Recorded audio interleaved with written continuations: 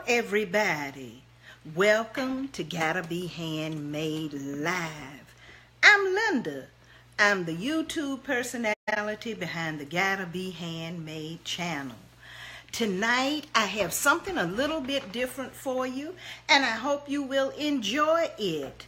In honor of Black History Month, I have some people that I'd like to tell you about as we prepare for our live sales event for tomorrow. Now I'm going to send you the post and you'll get the notice, so be ready for tomorrow. Now let me fix my camera. That's just a slight bit off. Let me see if that's just a little better. There we go. I hope you can see me. You know, in honor of Black History Month, I have some fabulous handmade artists scheduled to join me in just doing some reading on my own and getting caught up on some information, and as Brother Murray would say, just learning. I started rereading. Hello, thank you for joining me. The life story of Sojourner Truth, which led me to so many other African Americans in our history that were also great artists. I don't know if you knew it or not, but Sojourner Truth was a knitter. And in reading her story, I ran across this lady, and I thought you would like to know about her. Now, what I'm going to do is, I found so many that I think at least once a week in the month of February, I'm going to share one of these artists with you. This lady, this is a lady, her name is Harriet Powers. Harriet was a slave. Harriet was born and raised in and near Athens, Georgia. Now, I was born in Athens, Georgia. Athens, Georgia is not far from Atlanta, and it is the home of the University of Georgia. That's where Harriet was born and raised, and that's also where Harriet was a slave.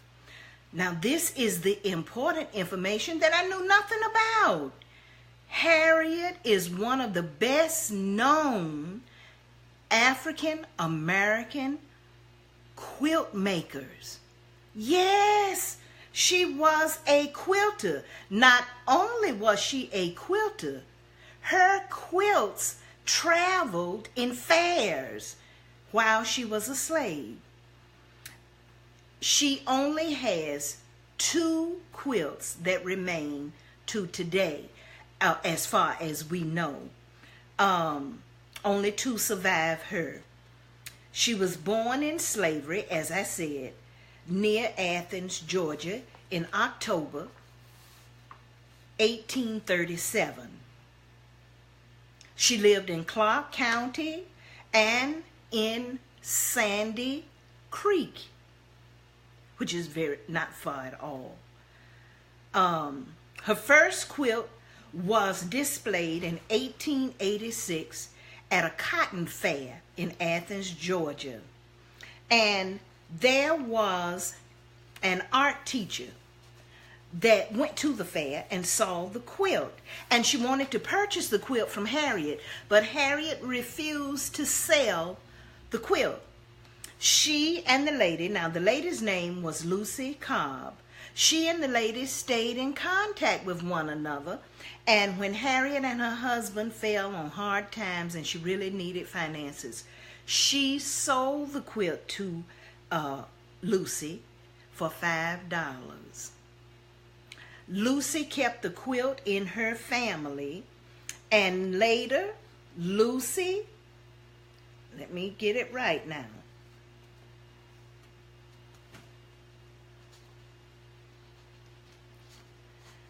the quilt stayed in Lucy's family.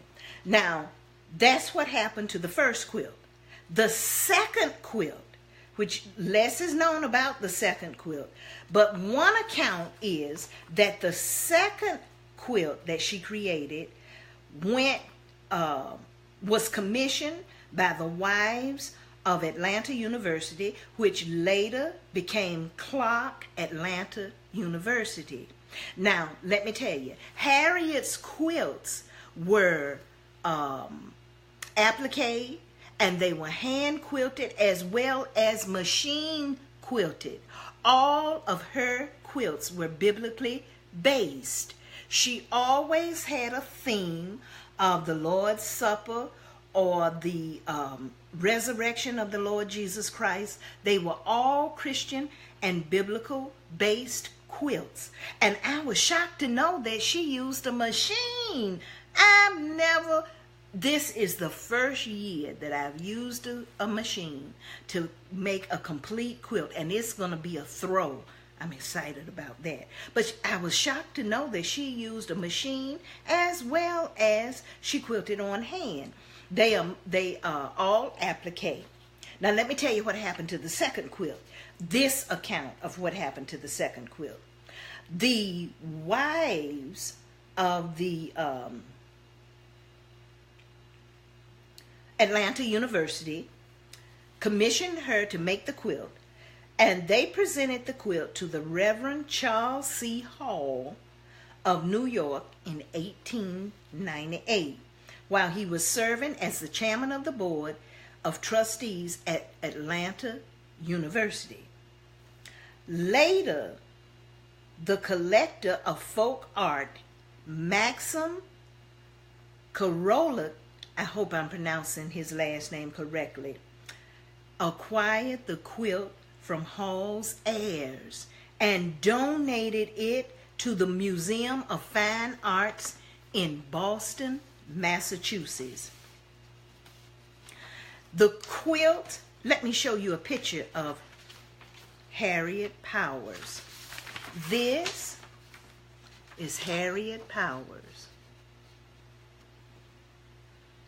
That's Harriet. Now let me tell you a little bit more about Harriet Powers' quilts.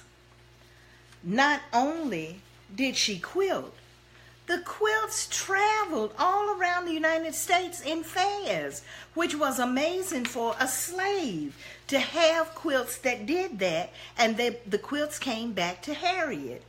Now, the accounts of Harriet's life are they have a lot of blank spaces. We know that she had a husband.